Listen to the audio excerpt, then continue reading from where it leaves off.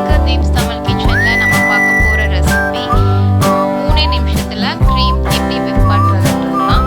So நான் சொல்ற மாதிரி டிப்ஸ் நீங்க ஃபாலோ பண்ணீங்கன்னா just 3 நிமிஷத்துல 200 ml whipping cream நீங்க சூப்பரான whipped cream மாத்திடலாம். சோ இது சேர்த்துக்கு ரொம்ப நிறைய பொருட்கள்லாம் தேவையில்லைங்க. 200 ml whipping cream அப்புறம் 2 டேபிள்ஸ்பூன் ஐசிங் சுகர் இருந்தா போதும். சோ இது எப்படி செய்யறதுன்னு பார்க்கலாம். சோ ஃபர்ஸ்ட் அண்ட் ஃபார்மோஸ்ட் நீங்க க்ரீம் whip பண்ணும்போது தெரிஞ்சுக்க வேண்டிய விஷயம் என்னென்ன பொருள் நீங்கள் இதுக்கு யூஸ் பண்ண போகிறீங்களோ அது எல்லாமே ரொம்ப சில்லுன்னு இருக்கணும். ஸோ எவ்வளோ சில்லுன்னு இருக்குதோ க்ரீமை whip பண்ணிடலாம். அதே சமயம் ரொம்ப சாஃப்டாகவும் க்ரீமியாகவும் இருக்கும் உங்கள் whipping க்ரீம். ஸோ இங்கே வந்து நான் நார்மல் விஸ்க்கும் என்னோட எலக்ட்ரிக் ஹேண்ட் மிக்சரோட விஸ்க்கும் வச்சுருக்கேன். ஸோ நீங்கள் எதை யூஸ் பண்ண போகிறீங்கன்னு ஃபர்ஸ்ட் டிசைட் பண்ணிக்கோங்க. ஸோ நார்மல் விஸ்க் யூஸ் பண்ணிங்கன்னா ரொம்ப நேரம் அட்லீஸ்ட் ஒரு 7 to 8 மினிட்ஸாவது ஆகும். பட் எலக்ட்ரிக் மிக்சர் யூஸ் பண்ணிங்கன்னா 3 நிமிஷத்தில் செஞ்சிடலாம். ஸோ நீங்கள் எதை யூஸ் பண்ண போகிறீங்கன்னு ஃபர்ஸ்ட் டிசைட் பண்ணிக்கோங்க. நெக்ஸ்ட் வந்து அந்த விஸ்கையும் நீங்கள் யூஸ் பண்ண போகிற மிக்சிங் பவுலையும் ஃப்ரீசரில் வந்து ஒரு 20 நிமிஷம் வச்சுருக்கணும். ஃப்ரிட்ஜில் இல்லைங்க, ஃப்ரீசரில். ஸோ 20 நிமிஷம் நான் ஆல்ரெடி வச்சுருக்கேன். இப்போ வந்து அது ரெண்டுமே ரொம்ப சில்லுன்னு இருக்குது. நெக்ஸ்ட் வந்து whipping cream. ஸோ ப்ராபர்லி நீங்கள் உங்கள் whipping cream வந்து ரெஃப்ரிஜரேட்டர் செக்ஷன்லேருந்து தான் வாங்குவீங்க. ஸோ அந்த whipping cream வந்து ஃப்ரிட்ஜிலேயே வச்சுருங்க. ஜஸ்ட் நீங்கள் whip பண்ணுறதுக்கு முன்னாடி ஃப்ரிட்ஜிலேருந்து எடுங்க. ஏன்னா உங்களோட whipping creamமும் ரொம்ப சில்லுன்னு இருக்கணும். இன்னும் ரூம் டெம்பரேச்சர் இருந்ததுன்னா உங்களால் சுத்தமாக whip பண்ணவே முடியாதுங்க. ஸோ அதுவும் ரொம்ப சில்லுன்னு இருக்கணும். ஸோ ஜஸ்ட் whip பண்ணுறதுக்கு முன்னாடி அதை எடுத்துக்கோங்க. நெக்ஸ்ட் வந்து செப்பரேட்டாக இன்னொரு மிக்சிங் பவுல் எடுத்துகிட்டு அதில் வந்து ஒரு 15லேருந்து 20 ஐஸ் க்யூப் ஆட் பண்ணிக்கோங்க. ஆட் பண்ணிவிட்டு அந்த ஐஸ் க்யூப்க்கு நடுவில் உங்களோட மிக்சிங் பவுல் வச்சுட்டு உங்களோட எலக்ட்ரிக் மிக்சரோட விஸ்கை வந்து அதில் செட் பண்ணிக்கோங்க. ஸோ நல்லா ஞாபகம் வச்சுக்கோங்க, உங்களோட விஸ்க்கும் அந்த மிக்சிங் பவுலையும் ஃப்ரீசரில் 20 நிமிஷம் நீங்கள் வச்சுருக்கணும்.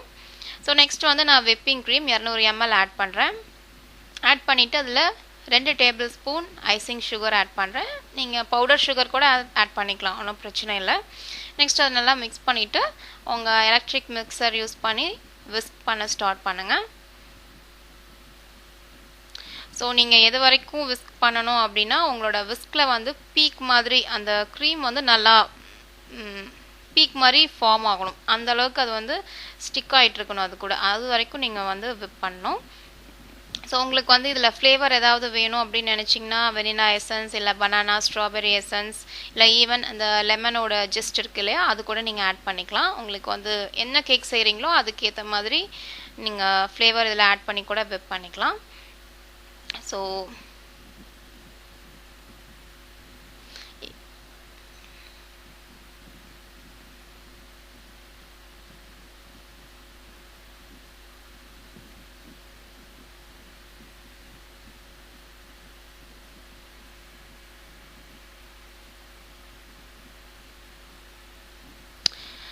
ஃப்ரெண்ட்ஸ், இப்போ வந்து நான் ஒரு 2 நிமிஷம் whip பண்ணிட்டேன். இப்போ பார்த்தீங்கன்னா முன்னே இருந்ததை விட இந்த க்ரீம் வந்து லைட்டாக நல்லா திக்காகிடுச்சு. அதே சமயம் எனக்கு கொஞ்சம் இந்த வால்யூமும் இன்க்ரீஸ் ஆகிருக்கு. பட் ஸ்டில் என்னோட விஸ்கில் பார்த்தீங்கன்னா அது வந்து எந்த பீக்கும் ஃபார்ம் ஆகலை. ஸோ நான் வந்து கண்டினியூ விஸ்க் பண்ண போகிறேன். இன்னொரு 1 நிமிஷத்துக்கு விஸ்க் பண்ணலாம். ஸோ இப்போ பார்த்தீங்கன்னா அப்படியே லைட்டாக நல்லா திக்காகுது. ஸோ இந்த அளவுக்கு திக்காகச்சு அப்படின்றத நீங்கள் பார்த்தீங்கன்னா உடனே நீங்கள் ட்ரை பண்ணி பாருங்கள். உங்கள் விஸ்கில் வந்து இந்த மாதிரி பீக் ஃபார்ம் ஆகும். ஸோ நான் காமிக்கிறேன்.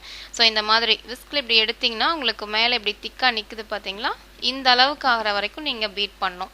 இந்த கன்சிஸ்டன்சி ரீச் ஆன உடனே நீங்கள் வந்து விஸ்க் பண்ணுறத ஸ்டாப் பண்ணிவிடுங்க. இந்த திக்னஸ் வந்ததுக்கு அப்புறமும் நீங்கள் whip பண்ண கண்டினியூ பண்ணிங்கன்னா இது வந்து திரிஞ்சு போயிடும். அப்புறம் பட்டர், அதாவது வெண்ணெய் ஆகிடும். whipping cream வந்து உங்களுக்கு க்ரீமாக இருக்காது, கடைசியில் பட்டராக மாறிடும். ஸோ கொஞ்சம் திக்காக ஆரம்பிச்சதும் இமீடியட்டாக விஸ்க் பண்ணுறதை ஸ்டாப் பண்ணிவிடுங்க. உங்கள் whipped cream ரெடி ஆகிடுச்சு. ஸோ இதை நீங்கள் உடனே யூஸ் பண்ணுறதா யூஸ் பண்ணலாம், இல்லைனா கிளிங் ராப் வச்சு கவர் பண்ணிவிட்டு ஃப்ரிட்ஜில் வச்சுருங்க நீங்கள் லேட்டராக யூஸ் பண்ணணும்னு நினச்சிங்கன்னா. ஸோ இதை வந்து நீங்கள் சாலடில் இல்லை வந்து டெசர்ட்ஸில் கேக்கில் இல்லை ஈவன் பிஸ்கெட்ஸ்க்கு நடுவில் வச்சு கூட சாப்பிட்லாம். ரொம்ப நல்லாயிருக்கும்.